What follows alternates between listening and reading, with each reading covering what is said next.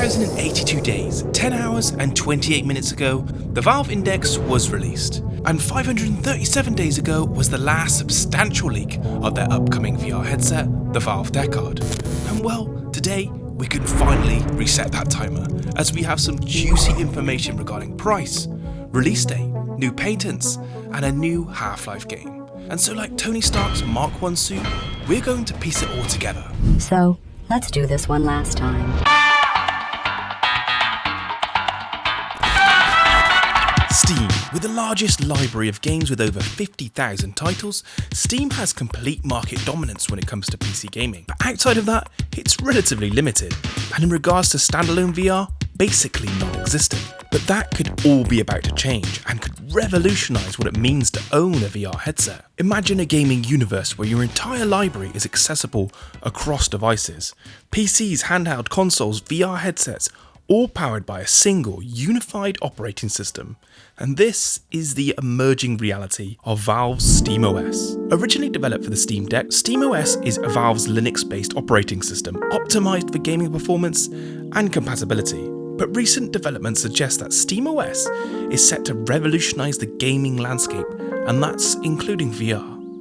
Leaks indicate that Valve is preparing to release SteamOS to third-party manufacturers, expanding its reach beyond the Steam Deck. But what does that even mean for VR, and why is this huge trouble for Meta? The Valve Deckard is speculated to run a VR-optimized version of SteamOS. The integration could allow gamers to access their Steam libraries directly within a VR environment without the use of a PC, and will be able to function as a VR headset and a Steam Deck essentially.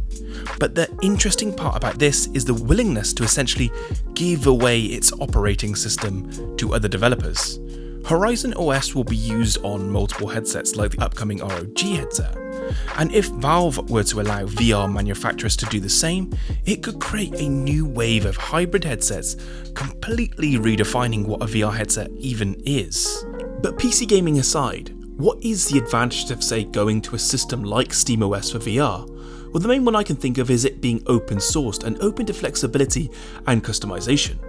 The VR accessory market is extremely limited because of this. This is why we haven't seen custom controllers, gloves, because of the difficulty working with a closed system. Imagine a future where the headsets, controllers and accessories like eye tracking, face tracking are simply extras you pick from different brands. This is far more like that Ready Player One vision. I'd imagine the Deckard is more than just a new headset, it's a proof of concept for SteamOS VR. Based on the leaks, it looks like Deckard will be a top tier headset, designed to showcase what SteamOS can do when paired with high-end hardware.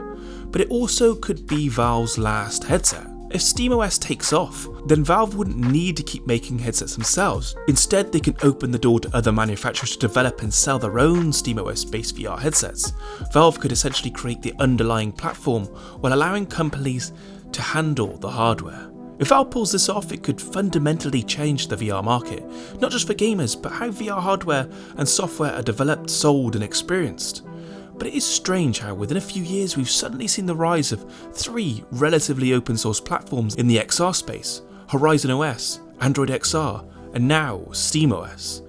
It feels almost coordinated, like the industry collectively realised that walled garden approach to XR was holding things back. But that's SteamOS, the foundation for our new headset. But based on the specs, what is it? And is it worth the rumoured huge asking price? Well, I'm going to be honest, I don't think initially the Valve Deckard will sell well. I've been speaking about the Deckard for nearly 3 years now, and yes, people are hyped, but one thing stands in its way, and that's pricing expectations.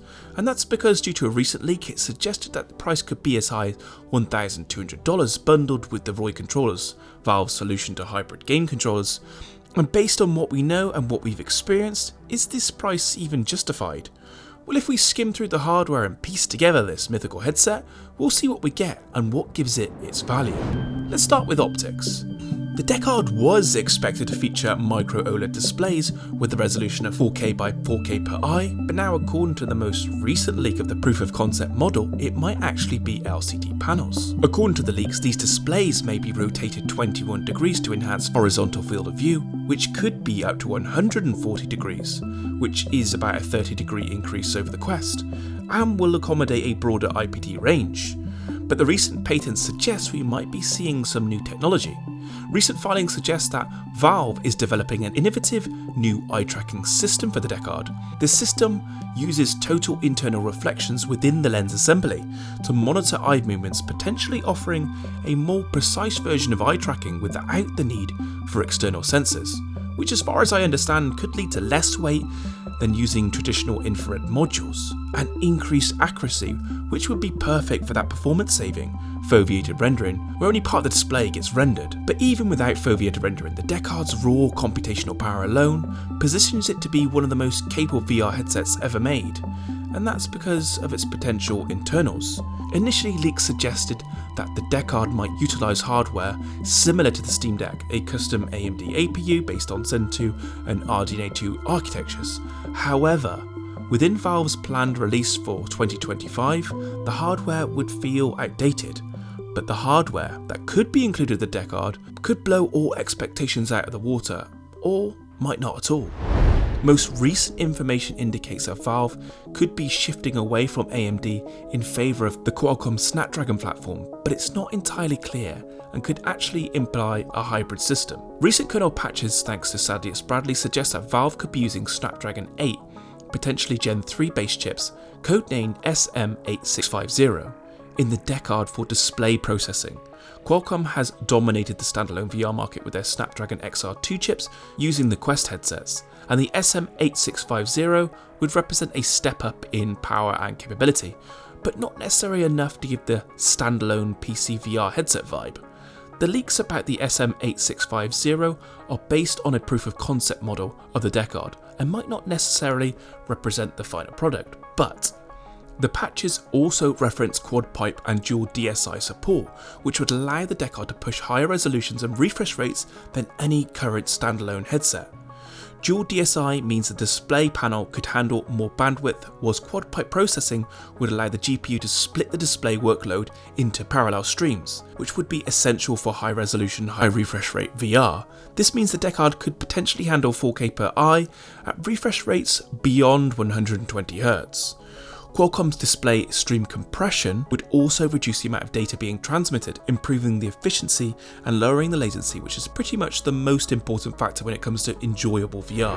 But here's where things get really interesting and why this could be kind of revolutionary, I hope. The fact that the Snapdragon 8 Gen 3 appears to be used specifically for display processing in the leak suggests that another chip could be handling the core CPU and GPU tasks. If that is the case, the Deckard could be using a dual chip setup, Snapdragon 8 Gen 3 for handling display output foveated rendering, AI-based upscaling and wireless transmission, and an AMD APU to handle core game rendering, physics and AI.